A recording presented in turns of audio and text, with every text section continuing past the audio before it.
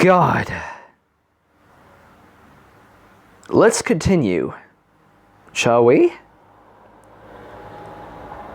Here was a bus stop, trapped in the mouth of the evening. The few people who remained here at this hour bore heavy luggage and spoke little. They stared at their phones and bathed their faces in that cold glow. On some of the screens, Tsukiko Minami's body blinked past, linked and noted and then half forgotten. The hiss of the passing cars overlapped and chorused until it sounded like half-heard conversation. Senseless gossip, chattering into places unknown. Eventually, a bus trundled beetle-like up to the travelers, and they gathered their things and stopped up the steps. As they passed through the door, they turned indistinct. Shadows glimpsed through the window glass. No one noticed the other, smaller shadow darting between their ankles. By the time the driver looked into his rearview mirror, the figure had moved down the aisle and leapt into the baggage compartments overhead with liquid speed.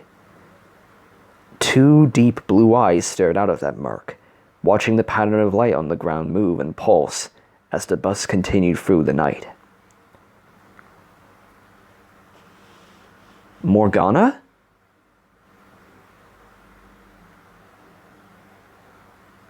Our destination is fast approaching, said Lavenza. I wouldn't mind a change of scenery, Akira replied. You may reconsider that statement... Pardon me. You may reconsider that statement once you arrive. He wasn't so sure. The bus was downright palatial, and this had to be one of the most comfortable chairs he'd ever sat in. But there wasn't much of a view, and his traveling companion had still not visibly blinked or emoted once since he sat down. He hadn't been tremendously fond of Justine and Caroline.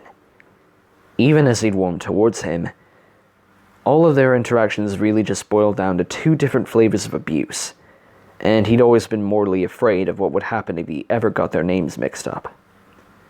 But now that he'd spent more time around their true form, he found Lavenza's lacquered calm and animatronic mannerisms nearly as disconcerting.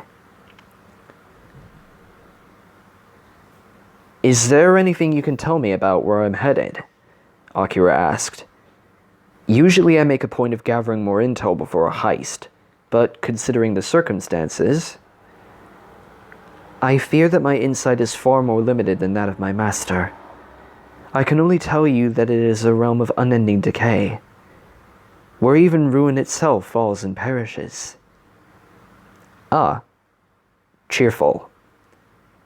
I would disagree with that assessment, but your aesthetics are your own. She also had a touch-and-go understanding of sarcasm. Under ordinary circumstances, you would be condemning yourself to an early death by venturing there on such a vague errand, Lavenza continued. Even the mind cannot withstand the deleterious influence of this realm. Your personas would weaken and regress, and you would be left unable to defeat this new threat on your own. However, she laid her hand on her grimoire. The influence of this velvet room shall protect you. Think of it as a door, open the merest crack, a bit of light and air to guide you through the suffocating darkness. I see. He crossed his arms. I'm grateful. Not just for this either, for everything you've done. You banished the usurper and restored my broken form.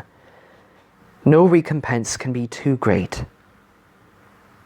Will I be able to come back here? Dreams shall remain your entryway, she said. You may not actually need to sleep in your current state, but I suspect you will do so anyway, out of habit. When the time comes, if you have need, this room shall await you. And my personas? She smiled. I thought you would never ask. The book between them glowed softly.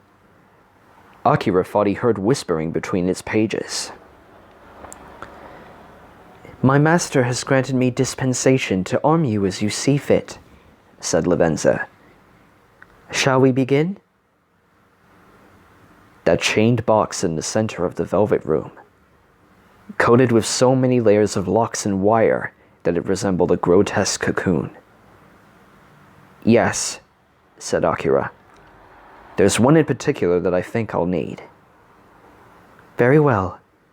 As it happens, there is a saying that my sister is fond of. I have often wished for the opportunity to use it myself. Lavenza gripped the book's cover and flung it open, and the interior blazed blue. Blaze blue, get it? Casting off sparks that hung still and undying in the dusty air like paper lanterns, and the rustle of paper formed yet more whispers that etched behind his pate, and inside his teeth. The light lay on Lavenza's face like paint, no lines on her skin into which to nestle itself. Her eyes staring wide into the flames, reflecting them in those glassy pupils, so that it looked as though her own head was aflame within. Your fate, she intoned, is in the cards. After all, the arcana is the means by which all is revealed. It wouldn't be a Persona series if that line wasn't anywhere, was it? Would it be? Here was a bus stop, trapped in a time that never was. Akira had finished his business with Lavenza, and then sank into the plush of his seat, letting the engine's rumble lull him to sleep. Now he was on a hard bench, and the air bit with a damp and unpleasant chill. He flexed the stiffness out of his arms, and stopped when he saw his hands. Those familiar blood-red gloves. He reached to his face and felt the curvature of the domino mask there. He was on a city street rendered gray and anonymous as a cinder-block wall. The glass overhang of the bus stop was gutted, leaving only a bare metal frame that sagged as if it had passed through a furnace. All the billboards bare, every storefront empty. He recognized the claustrophobic huddle of architecture as Tokyo's. But this was like Tokyo after someone had come along and taken away everything essential about it, leaving nothing but bleak geometry. He stood up and heard splashing underneath, then quizzically raised one shoe. The entire street was one giant puddle. It was the same on the next block, and the next. The familiar weight of his knife and his pistol was nestled in his coat, but he kept the weapons holstered and his hands in his pockets, ambling along, head slightly cocked, waiting for the telltale splash of a footstep or the prickle on the back of his neck from any unseen staring eye. None came. No one was here. In some corners and eaves, the shadows roiled in a way that was oddly organic. But beyond that, this place was a great gray waste. Suffocating darkness, he said.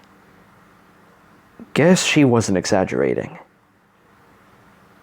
There was a sprawled shape in one of the alleys, an outline of limbs. He approached it and then stopped at what he saw there. Human legs and arms wielded onto a cracked and stained ATM. The plastic watermarked and almost caved in with rot, the flesh of its limbs varicosed and sloughing off the bone. Or sloughing. He recognized these automatons from Junya Kaneshira's warped cognition, but they'd been more numerous back then, and even the dead ones hadn't been in such poor shape. This one was almost dissolving into the water around it. He prodded it with its toe. The plastic had a sponginess that made his stomach turn. Then, behind him, a monstrous rumble. Akira whirled on his heel and drew his gun, but there was nothing at the mouth of the alley. And as he heard the sound double in on itself, he realized that it was coming from a long ways away, echoing across the whole of the city. The groan and the clatter and vibrations that made the water underfoot shudder. He returned to the street and looked up, and for the first time noticed the black sun overhead, leering down at him.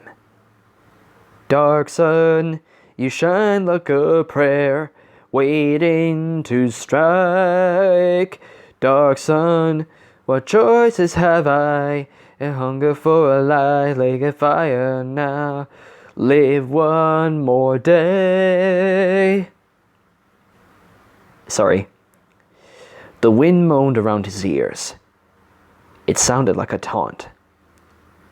He touched his mask again. Are all of you with me? No answer from inside his head or otherwise, but the street briefly lit up as the lip of his mask turned blue. The echoes of that distant avalanche had just begun to die. Akira nodded and started off in the direction of that sound. So, it looks like Joker is freaking back.